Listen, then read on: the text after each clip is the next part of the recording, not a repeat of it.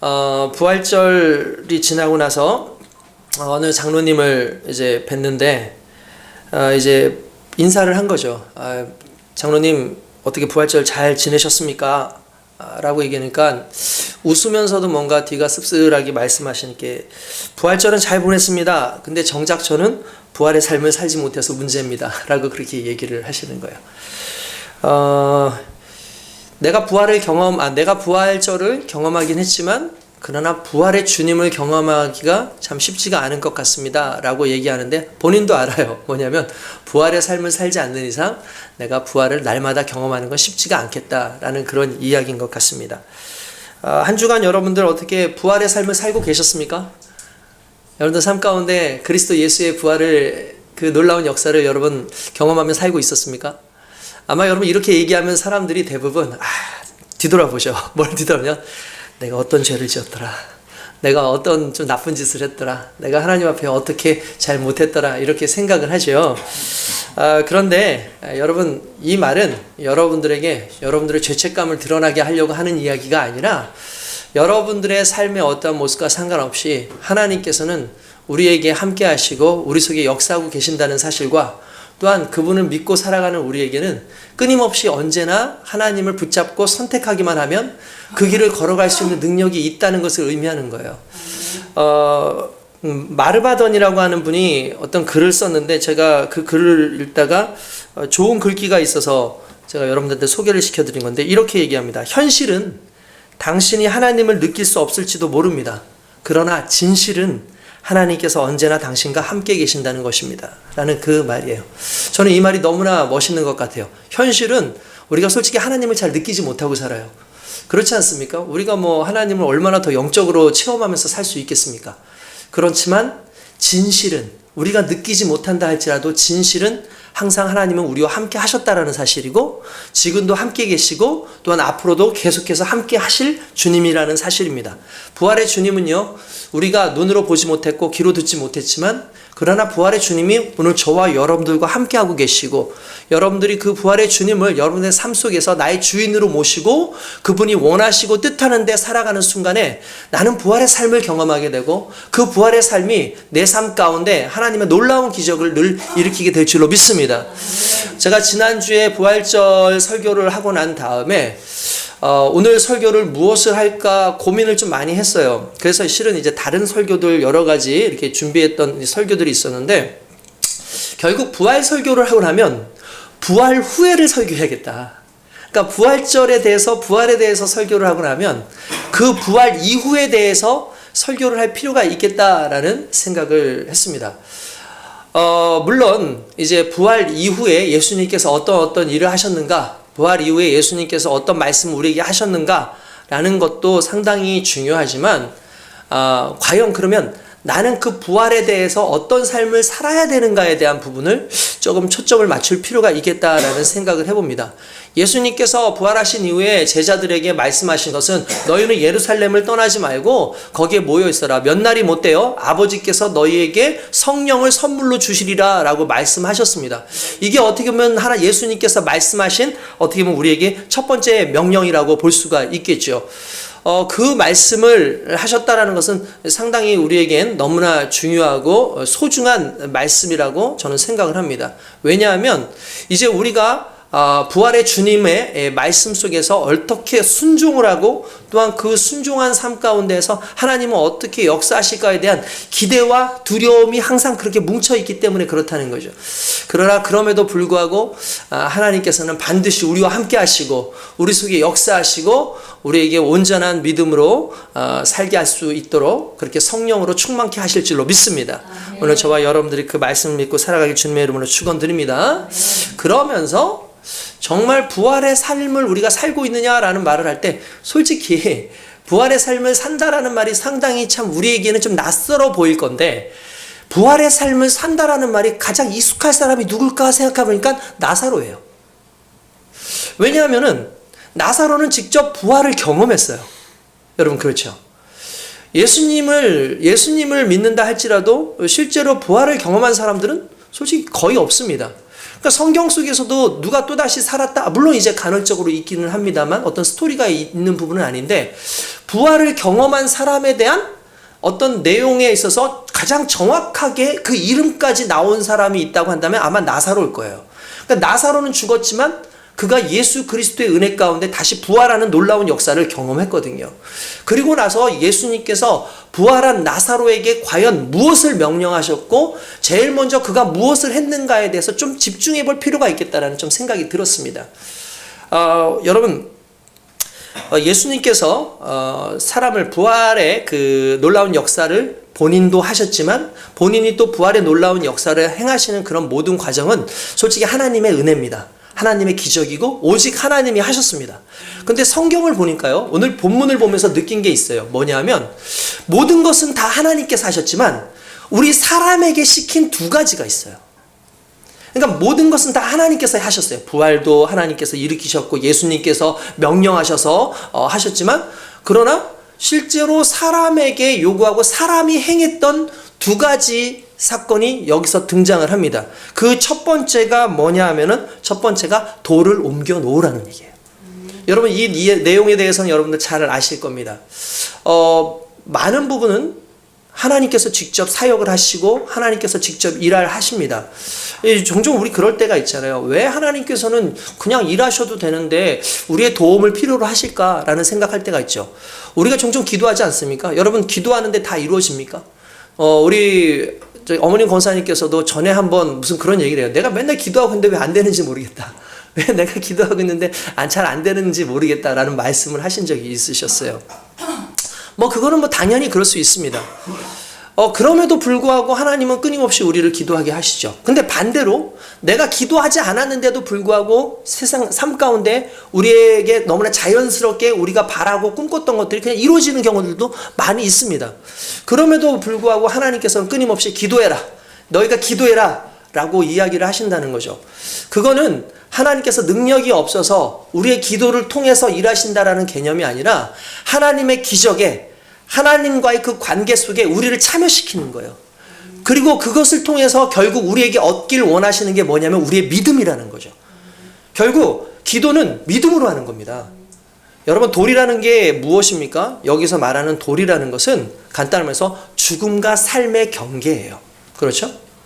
나사로가 죽었습니다. 여러분, 우리가 이 내용에 대해서는 이미 잘 알기 때문에 간략하게만 한번 다시 말씀을 드리자면, 예수님께서 사랑하셨던 이제 사람이 있었죠. 이제 그 가족이에요. 그들은 베다니에서 살고 있었습니다. 베다니가 어디냐면 예루살렘 있죠. 예루살렘. 당시에 예루살렘에서 약 한 2km 정도 떨어진 그 아랫마을에 베다니라고 하는 마을이 있었습니다. 벳 하면은 이게 집이라는 뜻이고, 다니라는 말은 가난한 그런 뜻이에요. 가난한 자들이 몰려 살고 있었던 곳입니다. 우리 주님께서는 일반적으로 어떤 사역을 많이 하셨냐면은 가난한 자들과 함께 사역을 많이 하셨어요.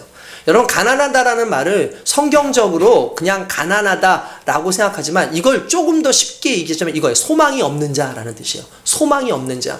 당시에 가난한 자들은 그 신분 상승의 기회가 거의 박탈된 사람들이었어요. 게다가 당시에 가난한 사람들의 대부분은 어쨌든 이스라엘은 여러분들도 아시겠지만 가업을 계속 이어가잖아요. 가업을 계속 이어가요. 그러니까 뭔가 이 가업을 두고 뭔가 대단한 일을 해가지고 돈을 벌 수 있는 사람들이 아니라 대부분 아버지가 했던 일, 할아버지가 했던 일에 가업을 거의 이어가는 사람들이다 보니까 가난한 사람들이 모여서 하는 일들이 뻔하지 않겠습니까? 그러다 보니까 거기서 더 나을 수준이 아닌데다 로마의 수탈도 상당히 심각하고, 게다가 그 지역에 살고 있었던 수많은 탕가오리들이 정말 이들을 괴롭게 하고 수탈하는 그런 상황들이 계속해서 빈번하게 일어날 수밖에 없는 거죠. 그러니까 삶은 가난해지고 먹을 것도 상당히 참 부족한 그런 시기가 오고, 당시 시대에는 지진도 상당히 많이 났었고요. 또한 곡식의 흉년도 상당히 많이 들어있었던 때입니다. 근데 우리 주님께서는요, 바로 그런 자들을 찾아다니시고 그들에게 가난하다라는 그 이유 하나로 힘들어하는 그들에게 가난 이상의 생명과 가난 이상의 소망을 주신 분이 예수님이에요. 그러니까 베다니에 머물고 있었던 나사로도 어떻게 보면 부유한 사람이 아니라는 걸 우리가 알 수 있겠죠. 그를 평소에 자주 만나고 그를 사랑해 주셨습니다. 그래서 그를 상당히 아끼고, 그에게는 두 명의 동생이 있었죠. 여동생이 있었어요. 누구죠? 마리아와 마르다입니다.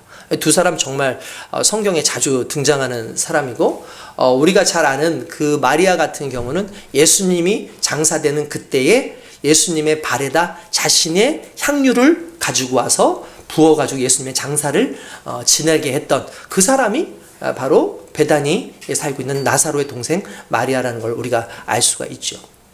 마리아와 마르다가 그렇게 어쨌든 살고 있는 그 중에 나사로가 죽음을 맛보게 됩니다.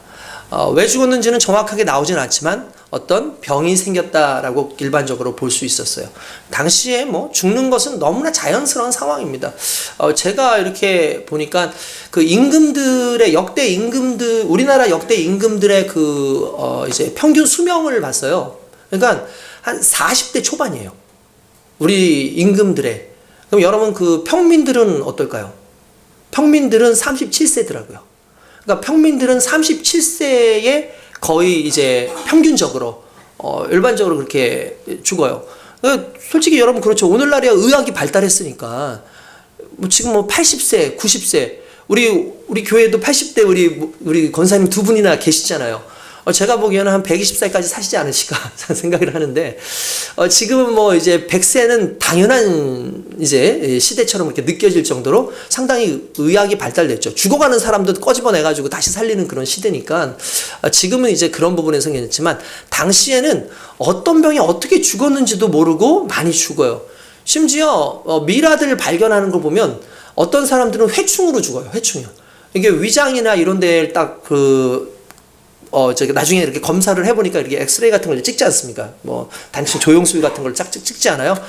회가 온몸을 다 감싸고 있어요. 완전히 그 위장 전체를 다 감싸고 있고, 이게 진짜 몇 미터가 넘는 거죠. 그러니까 그 회충 자체가 온몸에 회충 덩어리. 그러니까 당시에 회충으로 죽는 사람들도 상당히 많았었더라고요.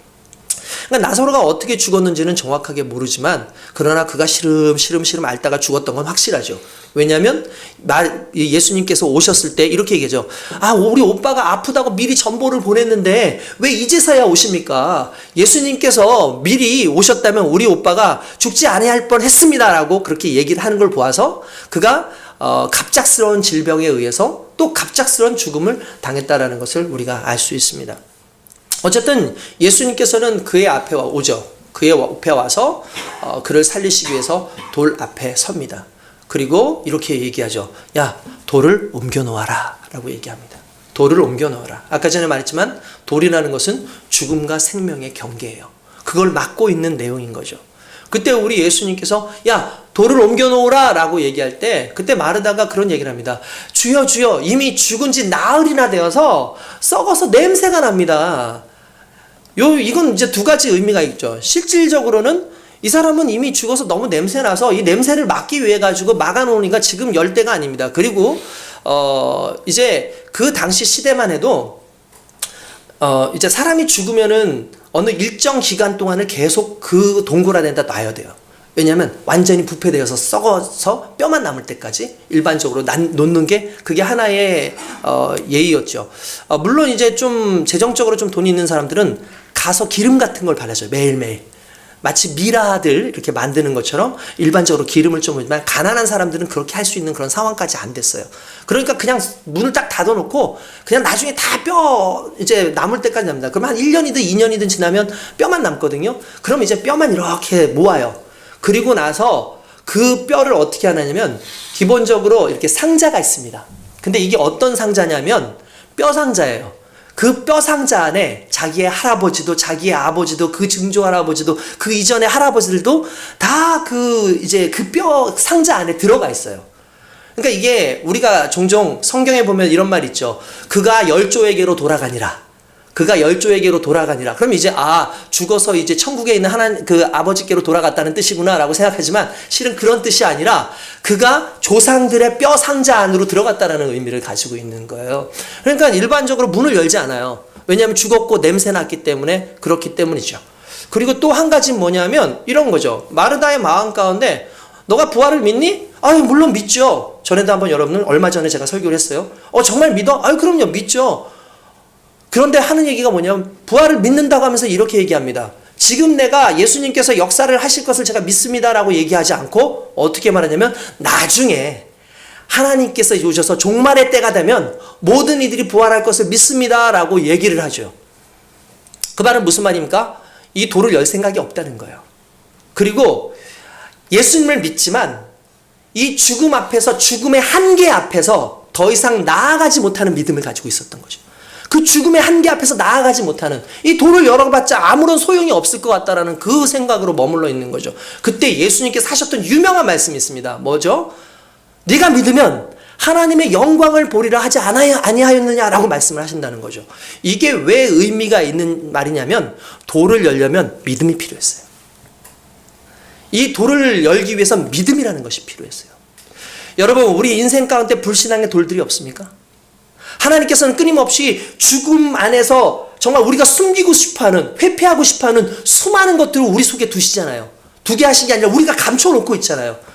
근데 어떻게 보면 그걸 하나님께서는 오히려 생명의 역사로, 그걸 하나님께서는 오히려 우리의 인생의 밑거름으로, 좋은 것으로 바꾸시길 원하는데 여전히 우리는 우리 속에 이렇게 감춰놓고 그거를 해결하지 못하는 부분들이 너무나 많이 있어요.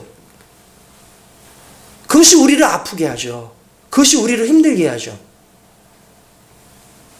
이러한 것들 어떻게 보면은 꺼내놓고 싶지 않은 그 부분일지 모르죠. 근데 우리 주님께서 말씀하시죠. 야, 꺼내놔. 돌을 옮겨. 너는 돌만 옮겨. 내가 역사할게. 여러분, 우리 삶 가운데 있는 모든 아픔과 상처와 내 속에 있는 불신앙의 모든 모습들에 대해서 오늘 우리 하나님 앞에 이 돌을 옮겨놓는 믿음의 과정이 필요합니다. 아멘. 여러분, 그냥 예수님께서 문 닫아놓고 야, 나사로야, 살아나라 하면 살아나지 않겠어요? 살아나죠. 나가지고 문 좀 열어봐, 여기 좀 돌 좀 굴려봐, 안 하겠어요? 할 수 있죠. 근데 그 전에 예수님께서는 제일 먼저 누구를 바라보시면 마르다와 마르다에게 명령하시는 거죠. 야, 너희들에게 내가 보기 원하는 게 있어. 그게 뭐냐면 믿음이야. 근데 그 믿음의 전환이 필요해요. 왜 믿음의 전환이 필요하냐면 그들은 한계적인 믿음이었어요. 나중에 예수님께서 다시 오실 그때 부활할 겁니다. 나중에 하나님의 뜻이 있어서 종말의 그때에 부활할 겁니다. 그 미래에 있을 믿음, 그리고 과거에 믿었던 믿음이 아니라 현재 예수님이 부활이고 생명이라는 걸 믿게 하는 믿음으로 전환하는 과정에 가장 중요한 것이 돌을 옮기는 거예요.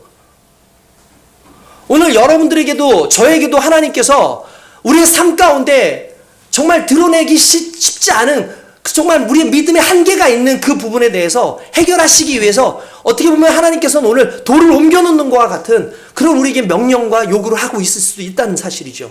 과연 여러분들의 삶 가운데 돌은 무엇입니까? 여러분들 정말 하나님의 기적을 일으키게 하는 그 부분에서 내가 제한적으로 가지고 있는 그 돌이라는 게 뭘까요? 다시 말씀드리면 어쩌면 여러분들의 상처일 수도 있고요. 어쩌면 여러분들의 게으름일 수도 있습니다. 아니면 어쩌면 여러분들의 불신일 수도 있어요. 아니면 여러분들 어떻게 보면 여러분들의 교만일 수도 있고 여러분들이 의지하지 못하는 부분일 수도 충분히 있다고 생각을 합니다.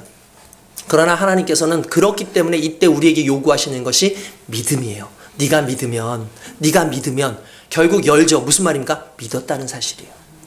마리아와 마르다가 믿음의 행위로 돌을 열어놓는 그 역사가 일어나는 거죠. 여러분, 결국 돌을 넘겨놓는다는 건 믿음 아닙니까? 불신앙을 제거해야 하나님의 기적을 체험할 수 있는 겁니다. 우리도 마찬가지죠. 불신앙을 내려놓을 때 하나님의 은혜를 체험할 수 있습니다. 믿음이 없이는 하나님의 역사를 경험하기가 쉽지 않다는 거예요. 부활의 주님을 만나려면 부활의 주님을 믿어야 돼요. 결국 부활이라는 것은요, 현상으로 보는 게 아니고 우리의 믿음으로만 경험할 수 있는 거예요. 솔직히 여기에서 눈으로 부활의 주님을 본 사람이 누가 있습니까? 여기서 귀로 주님의 음성을 들은 사람이 얼마나 됩니까? 우리는 믿음으로 그리스도의 부활을 경험하는 것이고, 우리는 믿음으로 그리스도와 함께 살고 있는 것이고, 믿음으로 부활이 나의 부활이라는 것을 알게 되는 거죠. 결국 그래서 하나님께서 끊임없이 요구하시는 그거예요. 믿음. 성경에도요, 뭐라고 되어 있냐면은 믿음에 대해서 표현한데 재밌는 표현을 썼어요. 믿음은 보이지 않는 것들의 뭐라고요? 증거다라고 얘기를 했어요. 보이지 않는 것들의 증거다. 그때 이 증거라는 말을 헬라어로 해석하면 재미있는 말입니다. 뭐냐면 땅 문서란 뜻이에요. 집 문서. 그러니까 여러분 보십시다. 자, 제가 땅이 많아요. 땅이 여러 개가 있어요. 내가 자랑을 해요. 야, 나 땅 말이야. 한 1000평 정도 있어. 얘기를 해요.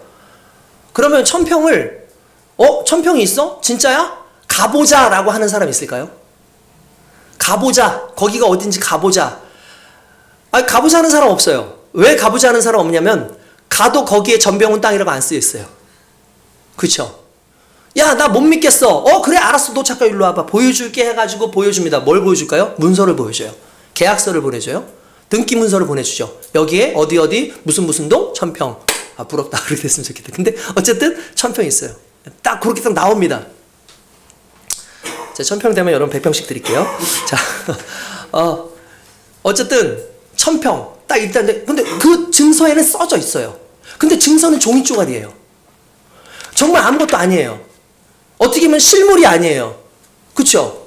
그런데 중요한 것은 실물이 아닌데도 불구하고 그 증서 한 장이 그 안에 1000평이 이미 들어있어요.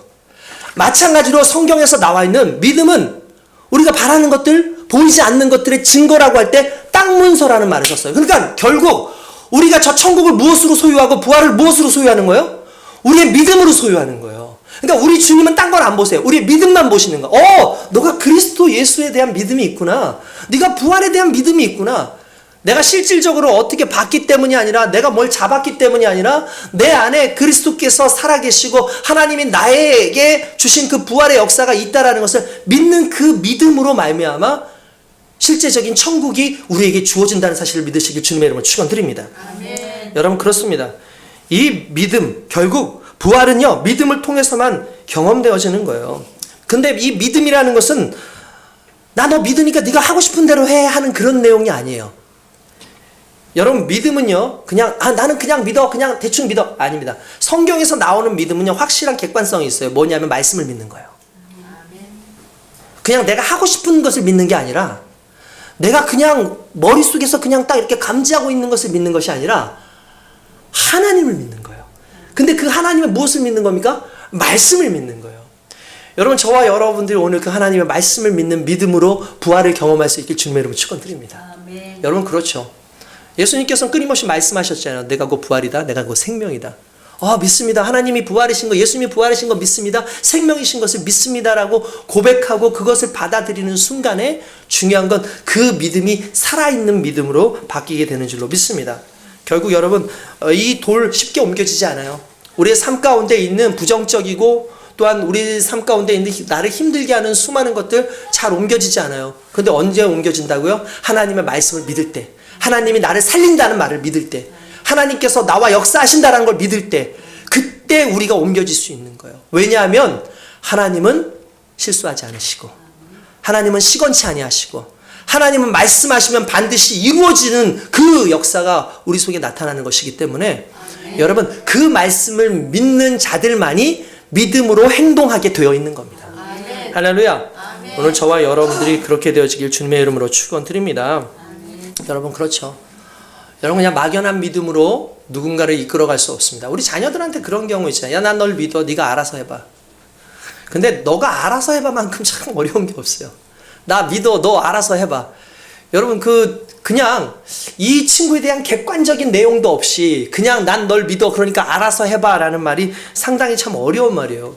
최근에 제가 축구하는 곳에서도 보니까 어떤 아이가 축구 선수가 되고 싶다고 해서 축구를 열심히 하고 있어요.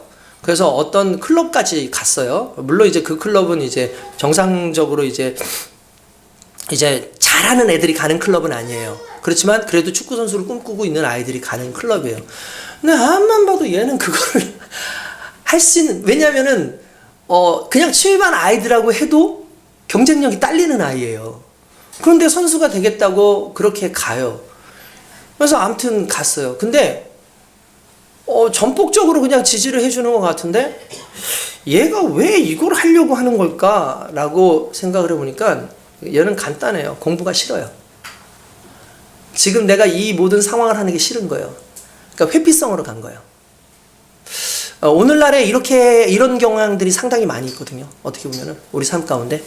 근데 그때 막연하게 부모들이 알았어, 난 널 믿어, 네가 알아서 해 라고 하는 순간에 이건 진짜 무너지는 거예요. 그러니까 이 아이에 대해서 무언가를 우리가 해주려면 어떻게 됩니까? 반드시 이 아이의 재능이나 또는 이 아이의 어떤 니즈나 정말 할 수 있는 어떤 상황과 이런 모든 것들을 해줘야 돼요. 근데 어렸을 때부터 여러분 오늘날 우리가 교육하잖아요. 아, 난 널 믿어. 넌 잘할 수 있어. 어렸을 때부터 막 그렇게 얘기해 주라고 그러는데 근데 솔직히 오늘날 좀 시대가 바뀌니까 이제 또 바뀌어요. 무슨 얘기냐면 어렸을 때 그냥 무턱대고 난 널 믿어. 그냥 알아서 해봐 라고 아이한테 알아서 해봐 라고 말하는 것만큼 무책임한 게 없다는 거예요. 아이에게 알아서 해봐 라고 하는 것만큼 무책임한 게 없다는 거예요. 아, 난 그냥 애가 알아서 하는 걸 믿습니다. 그냥 아이들이 잘할 거라고 믿어요. 아이가 잘할 거라고 믿는 것과 아이가 잘하는 환경을 만들어주는 것은 별개예요. 그냥 무턱대고 믿는다고만 얘기를 해버리면 안 된다는 거예요. 오늘 실제로 그런 부분들이 너무나 많습니다. 그리고 아이들 그냥 믿어 네가 알아서 해봐 라고 하는 아이들이 갖는 중요한 건 뭐냐면 알아서 해봐는 언제 걸리게 되냐면 내가 힘들면 다른 걸로 해요. 다른 걸로 넘어가요. 그때도 우린 똑같이 얘기하죠. 그래 알았어. 너의 의견을 존중해. 알아서 해봐. 알아서 해봐. 이게 계속 반복되잖아요. 그럼 아이에게 사라지는 게 하나 있어요. 뭐냐면 과정을 견디는 법을 사라져요. 과정을 이겨야 되잖아요. 야 힘들어도 한번 해봐. 너가 하고 싶은 것과 해야 될 것이 있는데 이 두 가지 사이에서 해야 될 것에 대해서 너가 책임을 져야 돼. 그 이야기를 해주면 어떻게 되는 줄 아십니까? 이 아이가 그 과정에 대해서 신경을 써요. 이 과정에 책임을 지려고 애를 써요. 근데 애가 힘들어하고 짜증내니까 우린 두 가지 회피랍니다. 아이는 이 상황을 회피하고 싶어하고 부모는 짜증내는 그 상황을 회피하고 싶어요. 그래요 안 그래요? 그렇죠. 그러니까 나오는 말이 뭐예요? 네가 알아서 해요. 이게 결코 옳은 게 아니라는 거죠. 정확한 데이터가 있어야 되는 거예요. 믿음을 마치 알았어 넌 할 수 있어 그냥 막연하게 할 수 있는 너는 할 수 있을 거야. 그게 믿음이 아니라는 거예요. 믿음이라는 것은 하나님의 말씀을 믿고 그 말씀을 근거해서 그 말씀이 나에게 어떤 영향을 끼치는지에 대한 그 진짜 믿음을 가지고 나아가는 믿음이 진짜 믿음인 거죠. 그 부활의 주님이 나를 살릴 수 있어. 그 부활의 주님만이 나의 생명이야 라는 걸 믿는 순간에 그 믿음의 말씀이 결국 돌을 옮기는 역사로 일어나게 하는 거고 돌을 옮겼더니 그 순종 안에 하나님께서는 또 역사하셔서 죽은 자를 살리는 역사를 일으키신다는 사실이죠. 그래서 오늘 우리 주님께서는 여러분들에게 말씀을 의지한 돌을 움직이는 것에 대해서 오늘 요구하고 계신다는 사실 믿으시기 주님의 이름으로 축원드립니다. 아멘. 뿐만 아니라 나사로가 이제 살아났습니다. 여러분 나사로가 살아났어요. 예수님께서 나사로가 살아나고 난 다음에 어떻게 말씀하십니까? 그가 갑자기 모든 천을 이렇게 배를 딱 싸고 딱 나오죠. 저는 여기에서 포인트를 잡아요. 뭐냐면 이게 하나님께서 오늘날 우리에게 하신 말씀이다. 뭐냐면 풀어놓아 다니게 하라. 우리가 부활을 경험합니다. 우리가 부활의 예수님과 함께합니다. 그 말은 무슨 말이냐면 죽었던 우리가 살아났다라는 거예요. 그러면 살아난 자에게 예수님께서 요구하신 말씀이 뭐냐면 풀어놓아 다니게 하라는 거죠. 첫 번째는 풀어놓는 겁니다. 여러분 우리를 묶어놓고 있는 것들이 너무나 많지 않습니까? 여러분 우리에게 묶어놓은 것들이 얼마나 많은지 모릅니다. 이 묶어놓은 것을 푸는 작업이 필요해요. 아 하나님 알아서 풀어주십시오. 여러분 그렇게 기도하지 마십시오. 주여 힘주시면 내가 풀어보겠습니다. 주님 저와 함께 하심을 믿습니다. 정말 회피하고 싶지만 힘들지만 풀어보겠습니다. 솔직히 여러분들한테 솔직히 제가 고백하는데 제가 약간 회피형 인간이더라고요. 보니까 제가 어떤 상황이 생기면 솔직히 이렇게 대면하는 게 참 쉽지가 않아요.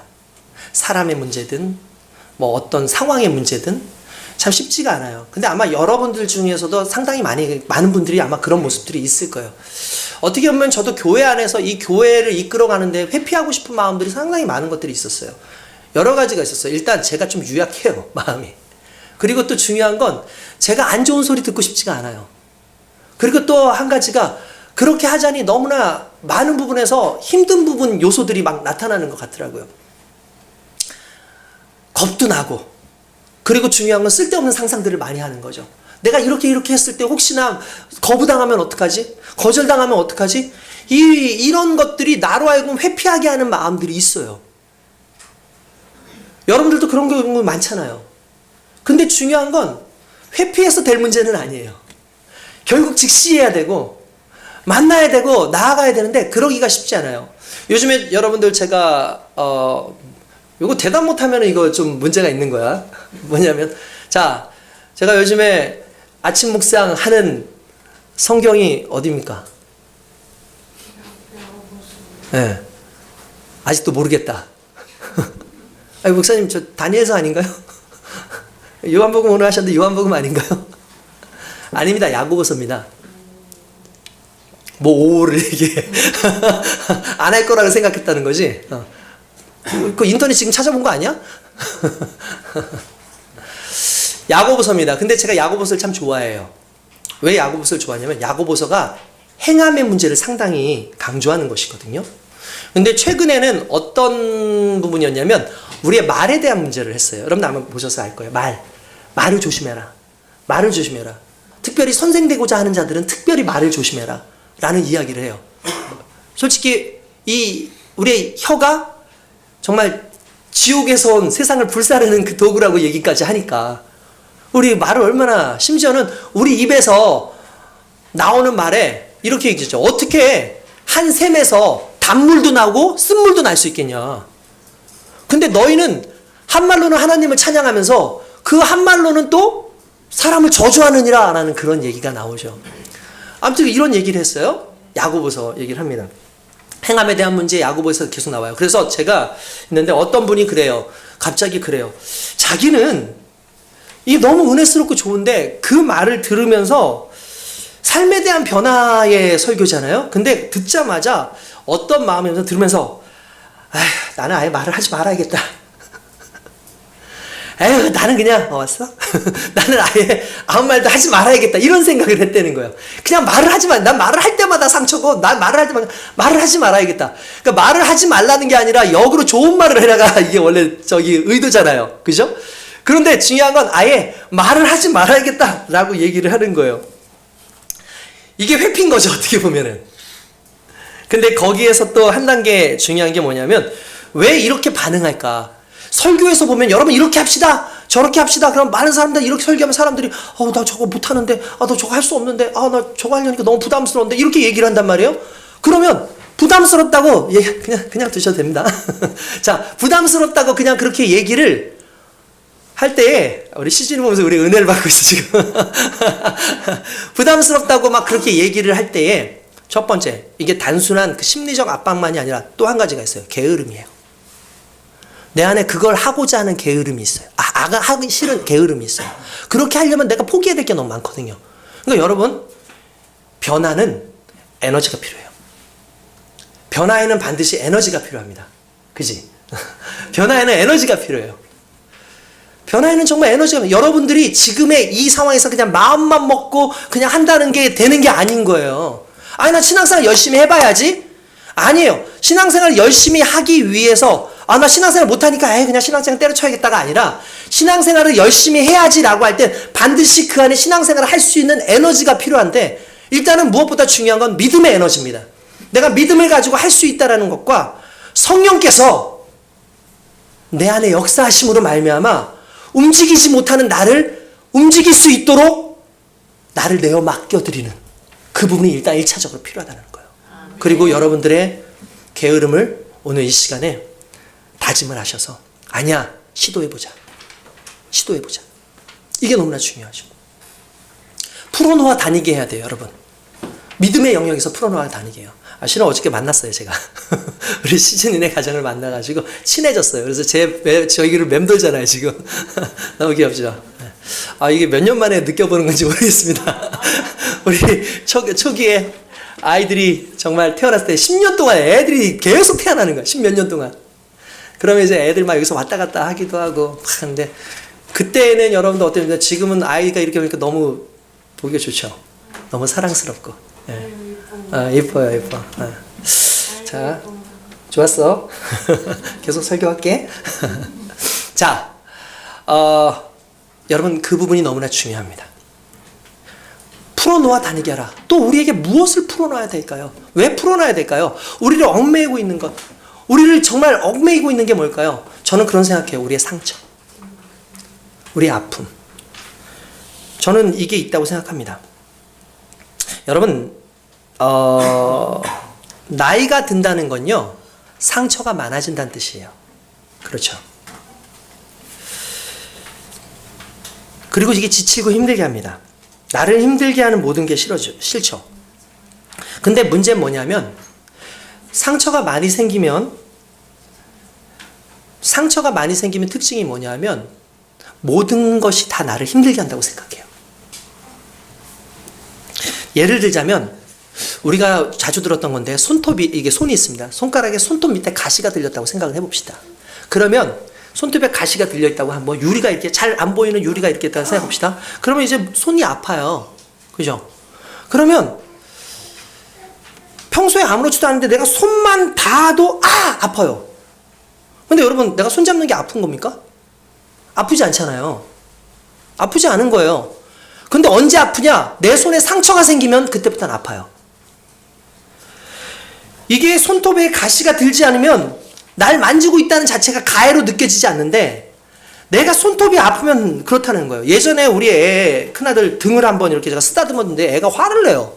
왜냐면 제가 이제 자주 이 녀석 일어났어 하면서 등 쓰다듬으면 기분 좋거든요. 막 애가 맨날 벗고 자가지고 이렇게 살 만지는 게 얼마나 좋습니까? 등을 근데 애가 막 화를 내고 짜증을 내는 거야. 만지지 말라는 거야. 아파 막. 그래서 왜 그러냐 했더니 얘가 그때 너무 피곤할 때 대상포진 증세가 왔었어요. 그러니까 몸이 아프니까 건드리기만 해도 아픈 거예요. 그러면 여러분 보세요. 내가 가해자예요? 나는 분명히 위로해 또는 어떤 좋아서 한 행동이지만 이 아이는 지금 몸에 이상이 있어요. 상처가 있어요. 그러다 보니까 어떻게 돼요? 모든 것이 가해로 느껴지는 거예요. 오늘날 우리를 한번 생각합시다. 저도 그렇고 우리 성도님들도 보면서 제가 요즘에 느끼는 게 그거예요. 속상한 게 뭐냐면 많이들 다들 예민해져 있어. 실제로. 여러분들 그렇죠. 좀 그런 거 있죠. 나이가 점점 들어가고 보면서 사람들 볼 때마다 사람들이 나를 불편하게 한다는 걸 느껴요. 많이. 예민해져요. 성도들이 다들 자기를 공격하는 것처럼 느껴지기도 하고 관계가 싫어지죠. 분명히 가해도 있었겠죠. 어쨌든 건드리는 것 자체가 가해니까. 그렇지만 가해의 강도 세기보다 피해의 강도가 더 크게 느껴지는 내 상태가 지금 어떻게 보면 우리에게는 가장 큰 문제일 수 있다는 거죠. 이 상처를 풀어놓는 역사가 필요하다는 사실이에요. 우리 주님께서 그렇죠. 야, 내가 너의 영혼을 구원했어. 그렇지만 적어도 너에게 있는 그 상처 내가 만져주긴 하겠지만 적어도 그걸 풀어버리려고 하는 너의 마음을 나에게 내어놔야 돼. 너의 삶을 나한테 내어놔야 돼. 나는 그 말씀을 하신다는 거죠. 그러한 풀어놓음이 저와 여러분들에게 있길 주님의 이름으로 축원드립니다. 아멘. 그리고 이렇게 하시죠. 다니게 하라. 무슨 말입니까? 움직이게 하라는 거죠. 아멘. 신앙은 머물러 있으면 안 됩니다. 신앙은 끊임없이 움직여야 되고 부활의 신앙은 그냥 머물러 있는 신앙이 아니라 이 부활을 계속해서 증거하고 내가 부활의 삶을 살아갈 때 그때 저와 여러분들에게 치료의 놀라운 역사가 일어나게 되는 줄로 믿습니다. 아멘. 그리고 우린 깨닫게 돼요. 이 모든 것이 하나님의 은혜구나. 이 모든 것이 하나님의 은혜구나. 여러분 그렇습니다. 하나님은 우리의 모든 것 되십니다. 우리의 삶 가운데 때때로 우리에게 제약을 주시는 수많은 것들 있잖아요. 나를 못하게 하시고 이렇게 하려고 하고 싶은데도 못하게 하는 것들, 그런 것들 많이 있잖아요. 그런 거 얼마나 많습니까? 나 정말 이걸 해야 되는데 왜 하나님 이걸 내가 안 되게 하십니까? 안 되게 하십니까? 근데 부활의 소망이 있는 사람들은요, 그 속에서 하나님의 은혜를 발견해요. 죽음의 제한점 앞에서 그걸 왜 나를 이렇게 힘들게 하십니까가 아니라 그 죽음 뒤에 있는 부활을 꿈꾸게 하시거든요. 근데 이게 왜 의미가 있느냐? 제가 얼마 전에 어떤 목사님, 이건 그 목사님이 직접 하신 말씀이니까 제가 이제 이거는 실제로 있는 얘기예요. 교회가 갑자기 하나님의 은혜 가운데 부흥이 되더라는 거예요. 계속해서 부흥이 되니까 여러분 교회가 부흥을 하면은 제일 먼저 마련해야 될 게 하나 있습니다. 뭘까요? 오늘 아마 시준이네가 가장 크게 느꼈을 것 같은데 뭘까요? 그렇죠. 주차예요. 주차 문제가 가장 힘들어요. 윤영준 목사님 교회도 그렇고 우리 교회도 그렇고 지금 주차 문제로 인해서 우리가 이거 어떻게 해야 되냐, 이거 나중에 교회로 옮겨서 주차장 있는 교회로 옮겨야 되는 거 아니냐, 나중에 이런 식의 어떤 얘기까지 했단 말이에요. 그러니까 항상 주차가 문제돼요. 근데 교회 앞에 공터가 있는데 그 공터에다가 성도들이 이렇게 주차를 계속 했대요. 이렇게 와가지고 했대요. 근데 알고 봤더니 거기가 사유지인 거야. 공터가 아니라 주인이 있는 땅인 거예요. 그래서 이걸 그냥 그래도 이렇게 쓰면 안 되겠다. 비용을 들이든 어떻게 하든 해서, 솔직히 여러분 비용을 주게 되면은 어떻게 되냐면은 비용을 주는 순간에 여기를 우리가 마음대로 쓸 수 있게 되고 우리가 점유했다는 생각이 들잖아요. 그래서 비용을 좀 주고라도 빌려야겠다 해서 그 집주인한테 갔는데 집주인이 좀 멀리 떨어져서 살더라는 거예요. 그래서 죄송한데 우리 교회 차들이 여기를 좀 주일날 이렇게 됐으면 좋겠는데 비용을 드릴 테니까 뭐 하시겠냐고 그랬더니 이 사람은 너무 쿨하게 그냥 대세요. 그렇게 얘기를 하더라는 거예요. 그냥 대세요. 그러면서 하는 얘기가 뭐냐면 그런데 1년에 딱 어떤 날 정해놓고 그 한 날은 그땐 다 빼주셔야 됩니다. 절대로 대선 안 됩니다. 라고 얘기를 하더라는 거예요. 그래서 너무 감사합니다. 그럼요. 빼달라면 당연히 빼드려야죠. 그날 제가 빼드리겠습니다. 근데 사람이라는 게 욕심이 생겨요. 계속 그렇게 있다가 그래도 거기에 진짜 몇 대가 계속 될 수 있었는데 그 하루 주일날 왔는데 거기 대지 말라고 하니까 이게 불편한 거예요. 너무. 그 하루가 너무 불편한 거예요. 그래서 이날도 좀 우리가 좀 사용을 했으면 좋겠는데 특별하게 뭘 하는 것도 아닌 것 같은데 그래서 그 주인을 찾아갔다는 거예요. 그래서 주인한테 물어봤대요. 장로님이 죄송한데 여기에 이렇게 한 주를 비워놓게 하셨는데 이날 특별히 뭐가 있습니까? 하니까 아니요? 그러더래요. 에? 근데 왜 비워놓으라고 하셨어요? 그러니까 이건 이렇게 얘기해요. 그래야 주인이 누군지 알죠. 그래야 주인이 누군지 알죠. 라고 얘기를 하더라고요. 저는 그 순간에 그분이 얘기를 하셨으니까 이건 거짓말이 아니겠죠. 그 목사님이 직접 자기 교회 얘기를 했으니까. 그래야 주인이 누군지를 알죠. 라고 하는 순간 우리가 주일 예배를 드리는 거 이 하루 여러분들 위해서 쓸 수 있잖아요. 근데 하나님을 위해서 드리는 거 그래야 주인이 누군지를 아는 거예요. 우리 인생에. 우리가 헌금을 드리고 11조를 드리고 또 하나님 앞에 어떤 일을 할 때에 우리가 그렇게 하는 이유는 이 모든 것의 주인이 하나님이구나라는 걸 깨닫게 되는 거죠. 그래서 제한적 상황을 우리에게 주시는 거예요. 여러분들 삶 가운데 제한적 상황이 왔을 때 오히려 이렇게 생각하시면 좋습니다. 이 제한적 상황이 왔다는 건 이 모든 것 속에서도 내가 주인이 아니라 내가 할 수 있는 게 아니라 하나님이 하셔야 하는 거구나. 그분이 주인이구나라는 걸 깨닫는 거죠. 부활 앞에서 우리는 그분을 주인으로 깨닫게 되고 그 부활의 주님이 우리에게 말씀하시는 너희의 인생을 풀어놓아 다니게 해라 라고 말씀하실 때에 그 주님이 나의 주인이 되어주시면 우리의 인생 가운데 하나님의 은혜가 강력하게 임하게 되는 줄로 믿습니다. 아멘. 기도하겠습니다.